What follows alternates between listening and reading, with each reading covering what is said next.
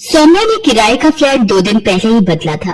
वो अपने पति को लंच बॉक्स पकड़ाकर वापस घर में जा ही रही थी कि अचानक उसने देखा एक महिला गाड़ी में से उतर रही है। मोनिका, पहचाना? मैं सौम्या। याद आया? सौम्या, अच्छा हाँ याद आया। हम दोनों एक ही क्लास में पढ़ते थे। और बताओ कैसी हो? और पहले तो तुम्हें कभी नहीं देखा। हाँ, वो मेरे हस्बैंड की नौकरी की वजह से हमने ये फ्लैट किराए पर लिया है। अभी 2 दिन पहले ही आए हैं। मुझे ये तो पता था कि तुम्हारी शादी भी इंदौर में ही हुई है, पर हम इतने पास में रहेंगे ये नहीं पता था। अच्छा, तुझे वो स्वीटी याद है जो हमारे समोसे खा जाती? अच्छा चलो मिलते हैं फिर। वो मुझे एसी में रहने की आदत है तो सड़क पर इतनी देर खड़ी नहीं होती। चल ठीक है, फिर आराम से बात करेंगे। मोनिका और सौम्या स्कूल में साथ पढ़ती थी, पर मोनिका को अपनी अमीरी का शुरू से ही घमंड रहा और अब तो उसकी ससुराल भी पैसे वाली थी। एक दिन, जी मुझे मोनिका से मिलना है। आप यहाँ ड्राइंग रूम में बैठिए, मैं अभी मैम साहब को कहकर आता हूँ। नौकर सौम्या को ड्राइंग रूम में बैठाकर मोनिका को बुलाने चला जाता है। कुछ देर बाद मोनिका अपने कमरे में से बाहर आती है। सोहन, इनके लिए कुछ जूस या चाय वगैरह दो। क्या लोगी सौम्या? अरे चाय वगैरह तो मैं खुद ही बनाकर पी लूंगी। मेरी सहेली का ही तो घर है। मैं तो तुझे ये आम का अचार देने आई थी। मेरी सास ने गाँव से डलवा कर भेजा है। वो हर साल सीजन में गाँव से अचार मुझे डलवा कर भेज देती है। ये ले। सौम्या, हमारे घर में अचार कोई भी नहीं खाता, और वैसे भी मेरे पति ये सब देखकर गुस्सा करते हैं और ऑयली फूड खाने के लिए बिल्कुल मना करते हैं। चल कोई नहीं, जब मन हो तब खा लेना। अच्छा मैं चलती हूँ। अरे चाय वगैरह तो ले लेती। अरे वो राकेश ऑफिस से आ गए होंगे तो देख रहे होंगे कहाँ चली गई मैं। शाम को आते समय ना देखूं तो घबरा जाते हैं। सौम्या की इस बात को सुनकर मोनिका थोड़ी चुप हो जाती है और अपने नौकर को कहती है, सोहन ये अचार अपने घर ले जाना। चंदा ये मेज और सोफा अच्छे से साफ कर देना। जरा सी भी मिट्टी दिखी तो तुम्हारे साहब गुस्सा होंगे। मोनिका अपने कमरे में चली जाती है। करवा चौथ आने वाला था। सौम्या राकेश से कहती है, राकेश देखो, अगर मैं ये साड़ी आने वाली करवा चौथ पे पहनूं तो कैसी लगेगी? सौम्या, तुम भी क्या सोचती होगी? कैसा पति मिला है, किराए का घर, ऊपर से खुला खर्चा भी नहीं दे पाता, और तो और तुम्हारे लिए नई साड़ी भी नहीं ले सकता। क्या करूं? मेरी तनख्वाह इतनी कम है कि महीना बीतते बीतते पता ही नहीं चलता और पैसे खर्च हो जाते हैं। राकेश, मुझे आपका प्यार मिल गया। उसके सामने मुझे दुनिया की किसी भी चीज का कोई लालच नहीं। आप हो तो सब कुछ है। तुम सच में बहुत अच्छी हो सौम्या। अच्छा एक काम करो, ये 1000 रुपए रख लो, करवा चौथ व्रत का सामान ले आना। ठीक है, आपकी खुशी के लिए मैं ले आऊंगी। शाम को सौम्या बाजार जाने लगती है, तभी मोनिका आ जाती है। मोनिका, अरे तू आज मेरे यहाँ आ बैठ और बता कैसी है? मैं ठीक हूँ।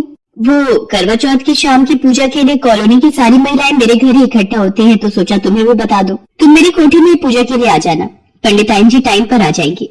अच्छा, ये तो बहुत अच्छी बात है। सब मिलकर पूजा करेंगे, फिर एक साथ बातें करेंगे तो अलग ही मजा आएगा। अच्छा तू बैठ, मैंने राजमा चावल बनाए हैं, मेरे हाथ के खाकर जाना।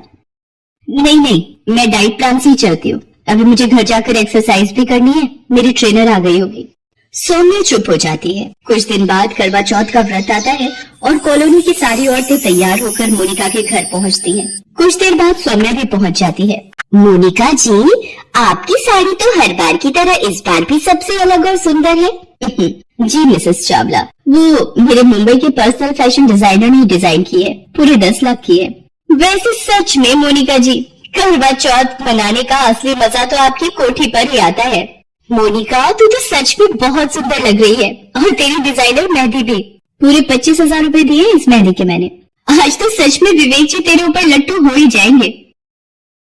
सौम्या की बात सुनकर मोनिका बात को काट देती है और तभी पंडिताइन भी आ जाती है और सब औरतें गोल घेरा बनाकर बैठ जाती हैं और कथा सुनने लगती हैं। इस तरह पूजा समाप्त होती है।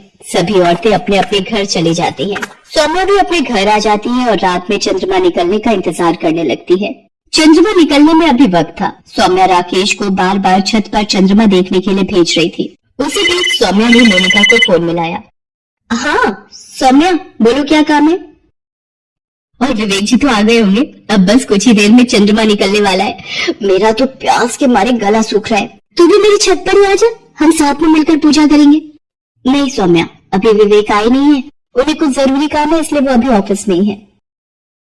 तू चिंता मत कर, आ जाएंगे। और उन्हें भी पता है कि आज करवा चौथ है और तूने उनके लिए व्रत रखा है, इसलिए उन्हें भी तेरी चिंता होगी, तो परेशान मत हो।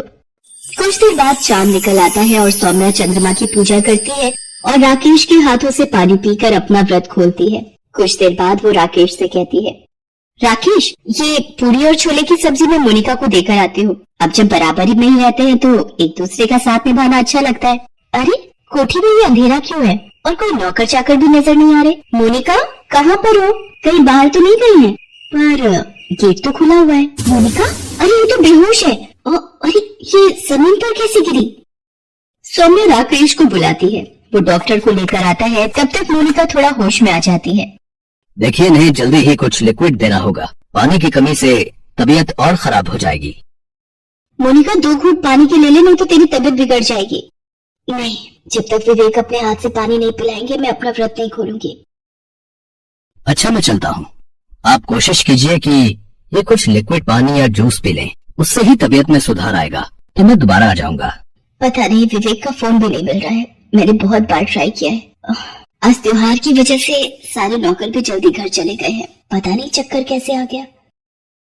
एक काम कर, मुझे विवेक जी के ऑफिस का पता दे। राकेश उनको जाकर ले आएंगे। बस तू अपना मन शांत रख, सब ठीक हो जाएगा। राकेश, आप विवेक जी के ऑफिस चले जाओ। राकेश अपनी मोटरसाइकिल पर विवेक के ऑफिस जाता है और वहाँ जाकर उसे सारी बात बताता है। विवेक एक मीटिंग में व्यस्त था, इसलिए उसका फोन ऑफ था। कुछ देर बाद विवेक घर पहुँचता है। आई एम सॉरी मोनिका, मैं भूल गया था। आज तुमने मेरे लिए करवा चौथ का व्रत रखा है और तुम सुबह से भूखी प्यासी मेरी राह देख रही हो। राकेश कुछ देर और मुझे लेने ना आता तो मैं पता नहीं कितने घंटे और ऑफिस में काम करने में बिजी रहता। मोनिका, चलो अब सबसे पहले चंद्रमा की पूजा कर लो और विवेक जी के हाथ से पानी पी लो, ताकि तुम भी पानी और जूस पी सको। मोनिका चंद्रमा की पूजा करती है और विवेक के हाथों से पानी पीती है। उसके बाद सौम्या उसके लिए जूस लेकर आती है। सौम्या, तुम सच में बहुत अच्छी हो। मैंने ही तुम्हें समझने में गलती की। तुम्हारा दिल सच में बहुत बड़ा है। आपका भी बहुत बहुत धन्यवाद राकेश जी, आपने मेरे लिए इतना कुछ किया। सच में हमें तो आपको धन्यवाद देना चाहिए। आप जैसे इतने अच्छे पड़ोसी हमें मिले हैं, ये तो हमारा सौभाग्य है। विवेक, सौम्या मेरे बचपन की सहेली है। हम दोनों साथ में स्कूल में पढ़ते थे, पर ना जाने अमीरी ने मेरी आंखों पर कैसी अंधी पट्टी बांध रखी थी, जो आज मैंने खोल दी है। मोनिका, और मैं भी तुमसे वादा करता हूँ कि अपनी जिंदगी में काम के साथ साथ अपने रिश्ते को भी अहमियत दूंगा। उस दिन अमीर गरीब का करवा चौथ आपसी रिश्तों में प्यार भर देता है। करवा चौथ पति पत्नी के प्यार का प्रतीक है। इस दिन माँ करवा की पूजा करके उनसे अपने परिवार की सुख शांति, पति की लंबी आयु, धन वैभव, स्वास्थ्य सभी की कामना करनी चाहिए। कहते हैं यदि कोई भी व्रत सच्चे मन से किया जाए तो वह उचित फलदायी होता है।